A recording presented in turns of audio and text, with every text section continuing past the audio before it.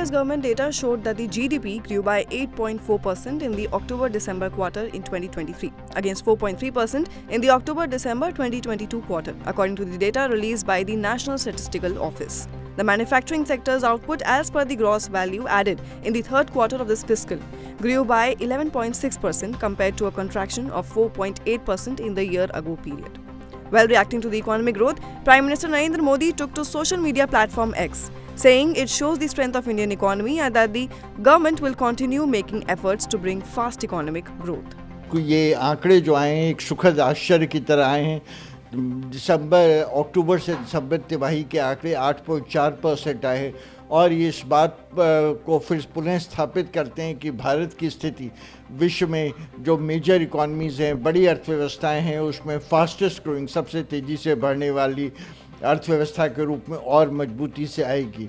इसके साथ ही ये पूरे साल के आंकड़े, उसमें भी कुछ बढ़ोतरी हुई है और पूरे साल के आंकड़े जिसका पहले हमारा आकलन था, अनुमान था करीबन 7% के आसपास रहेंगे, वो 7.6% अब उसकी रहने की संभावना है।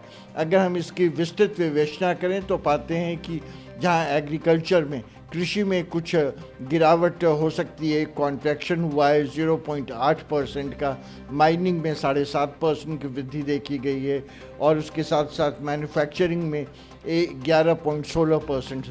तो इसके लिए जो मेक इन इंडिया का मैन्युफैक्चरिंग पे, उद्योग धंधे पे जो बल है वो एक सफल होता हुआ दिखाई देता है। इस तरह के आंकड़े बहुत ही वेलकम हैं, बहुत ही स्वागत योग्य हैं और इस बात की को पुनः स्थापित करते हैं कि भारत एक उच्च विकास दर पे लगातार अग्रसर हुआ है। सर, इस आंकड़े वृद्धि के साथ क्या हम उम्मीद कर सकते हैं कि वित्त वर्ष 24 में वृद्धि 7.5 से अधिक हो जाएगी? जी हाँ, वहाँ हम लोग का आकलन है, भारत सरकार का भी आकलन है 7.5 से ऊपर बढ़ के भी 7.6 के करीब रहेंगे। हो सकता है कुछ अप्रत्याशित घटनाएं हो, बहुत सारे वैश्विक स्तर पे घटनाओं का पूर्वानुमान निकालना बहुत आसान नहीं होता, लेकिन फिर भी अगर कोई बहुत ज़्यादा महती बदलाव नहीं हुआ तो हमारा मानना है ये आंकड़े 7.6% के आसपास रहेंगे।